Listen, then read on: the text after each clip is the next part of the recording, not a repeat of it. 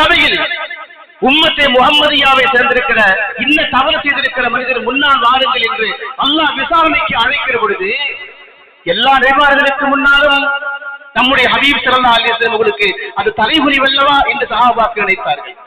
எல்லா இடத்திலேயும் பெருமானார் ஸல்லல்லாஹு அலைஹி வஸல்லம் அப்படி சொல்லி இருக்கிறார்கள். ரசூலுல்லாஹ்வுடைய சாதனைகளை பற்றி உலக வரலாற்று அறிஞர்கள் மேற்கோள் காட்டி பேசுகிற பொழுது ஒரு செய்தியை சொல்றாங்க.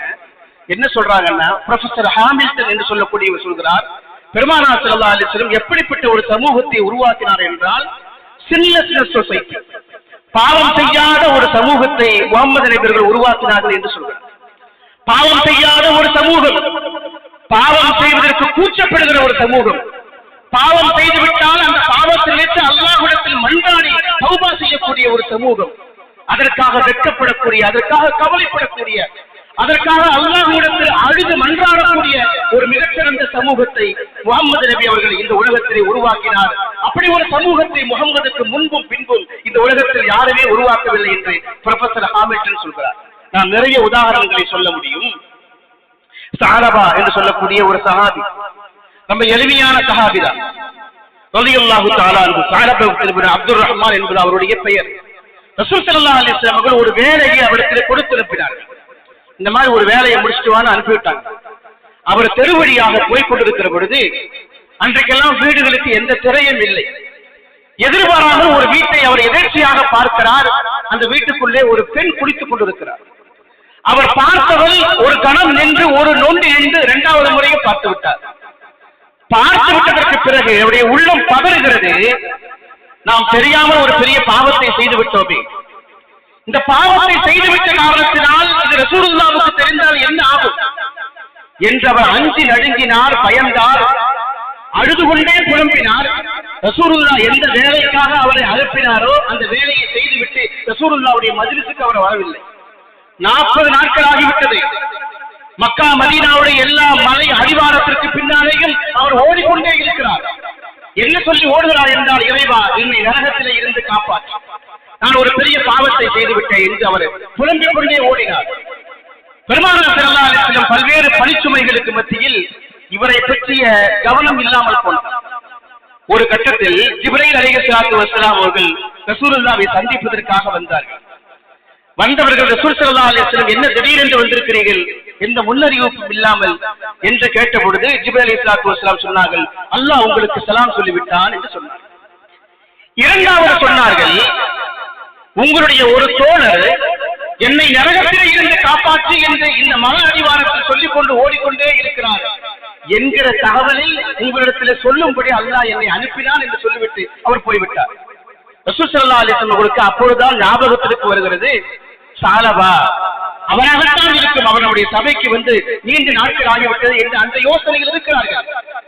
கடைசியில் ஹஜ்ரத் உமர் இப்னு கத்தாப், சல்மான் அல் ஃபாரிசி ரலியல்லாஹு தஆலா அன்ஹுமா ரெண்டு பேரையும் பெருமானார் ஸல்லல்லாஹு அலைஹி வஸல்லம் அனுப்புகிறார்கள். ஸஅலபா எங்கே இருந்தாலும் அழைத்துக் கொண்டு வாருங்கள். அவர்கள் எல்லா மலை அடிவாரங்களுக்கு சென்று விசாரித்து புறப்படுகிறார்கள். அங்கே சென்று இடத்துல சென்று கேட்கிறார்கள், ஒரு இளைஞரை நீங்கள் எங்காவது பார்த்தீர்களா இந்த மாதிரி அடையாளம் என்று சொன்ன பொழுது அந்த ஊர்வாசிகள் சொன்னார்கள், இறைவா என்னை நரகத்திலிருந்து காப்பாத்து, யா அல்லாஹ் என்னை நரகத்திலிருந்து காப்பாத்துன்னு ஒருத்தர் சொல்லிக்கிட்டே தெரிஞ்சாரு, அவரையா தேடி வந்திருக்கிறீர்கள் என்று கேட்டார்கள். ஆமாம் என்று சொன்ன பொழுது, இன்ன மலை அடிவாரத்தில் அவர் இருப்பார், நீங்கள் சென்று பாருங்கள் என்று சொன்னார்கள்.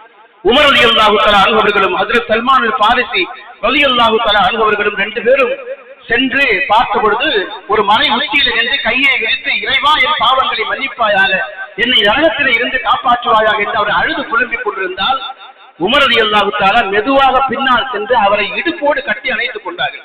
உதறி அவர் ஓடிவிடக் கூடாது என்பதற்காக. உமர் ரலியல்லாஹுவை பார்த்தவுடன் அவர் கேட்டார், ஹல் அலிம ரசூலுல்லாஹி ஸல்லல்லாஹு அலைஹி வஸல்லம் பி தன்பி, என் பாவம் ரசூலுல்லாஹுக்கு தெரிஞ்சு போச்சா அப்படின்னு கேட்டார். நான் செஞ்ச பாவம் ரசூலுல்லாஹுக்கு தெரிஞ்சு போச்சா என்று அவர் கேட்ட பொழுது ஹஜ்ரத் உமர் இப்னு கத்தாப் ரலியல்லாஹு தஆலா சொன்னார்கள், அது எங்களுக்கு தெரியாது, ஆனா நேத்து ஒன்னு நினைச்சு அவங்க அழுதாங்கன்னு சொன்னாங்க.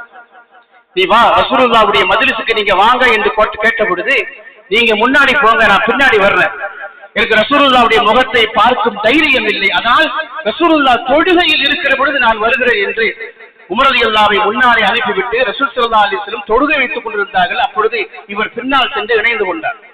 பெருமானார் ஸல்லல்லாஹு அலைஹி வஸல்லம் அவர்கள் அழகிய கிராஅத்தை ஓதிய பொழுது அந்த கிராஅத்துல அவர் அப்படியே சொக்கி மயங்கி விழுந்து விட்டார். தொழுகை முடிந்தவுடன் பெருமானார் ஸல்லல்லாஹு அலைஹி வஸல்லம் உமர், சல்மான் என்னாச்சு, சாலபா என்னாச்சு, கண்டுபிடிச்சீங்களான்னு கேட்டாங்க. யா ரசூலுல்லாஹ், கண்டுபிடிச்சு கூட்டிட்டு வந்தோம்னு சொன்னாங்க. அப்ப பெருமானார் ஸல்லல்லாஹு அலைஹி வஸல்லம், என்ன சாலபா, மா அஸ்னியுக அன்னி, ஏன் என்னை விட்டு தலைமறைவாயிட்டீங்க, எங்க போனீங்க என்று கேட்ட பொழுது அவர் சொன்னார், யா ரசூலுல்லாஹ், நான் ஒரு பெரிய பாவத்தை செஞ்சுட்டேன், அல்லாஹ் என் பாவத்தை மன்னிக்கணும் என்று சொன்ன பொழுது ரசூல் ஸல்லல்லாஹு அலைஹி வஸல்லம் சொன்னார்கள், உங்களுக்கு தெரியாதா, நான் உங்களுக்கு சொல்லி இருக்கிறேனே, ரப்பனா ஆத்தினா ஃபித் துன்யா ஹஸனா வ ஃபில் ஆখিরাতি ஹஸனா வ கினா அஸாபன் நார் என்ற துஆவை நான் உங்களுக்கு கொடுத்திருக்கிறேன். நீங்கள் எவ்வளவு பெரிய பாவம் செஞ்சாலும் இறைவா எனக்கு நன்மையை செய், என்னை நரகத்திலே இருந்து காப்பாற்று என்று நீங்கள் துஆ செய்ய வேண்டும் நான் உங்களுக்கு சொல்லி இருக்கிறேனே என்று பெருமானார் ஸல்லல்லாஹு அலைஹி வஸல்லம் கேட்ட பொழுது அவர் சொன்னார், யா ரசூலல்லாஹ், என்னுடைய பாவம் ரொம்ப பெருசுன்னு சொன்னார். அப்ப ரசூல் ஸல்லல்லாஹு அலைஹி வஸல்லம் சொன்னார்கள், நீ அப்படி சொல்லாத, உன்னுடைய பாவம் பெருசு இல்ல, அல்லாஹ்வுடைய கலாம், அல்லாஹ்வுடைய வார்த்தை ரொம்ப பெருசுன்னாங்க. அல்லாஹ்வுடைய வார்த்தை ரொம்ப பெரியது என்று பெருமானார் ஸல்லல்லாஹு அலைஹி வஸல்லம் சொன்னார்கள். அதன் பிறகு அவர் வீட்டுக்கு அவர்களை அனுப்புகிறார்கள். அவர் வீட்டுக்கு போனாங்க. இங்க இடத்துல ஒரு பாருங்க, நீ என்ன பாவம் செஞ்சேன்னு ரசூலுல்லாஹ் கேட்கல. ஒரு பெரிய தலைவருடைய பண்பு இது. அல்லாஹ்வும் ஒரு அடியான் பாவம் செய்து விடுகிற பொழுது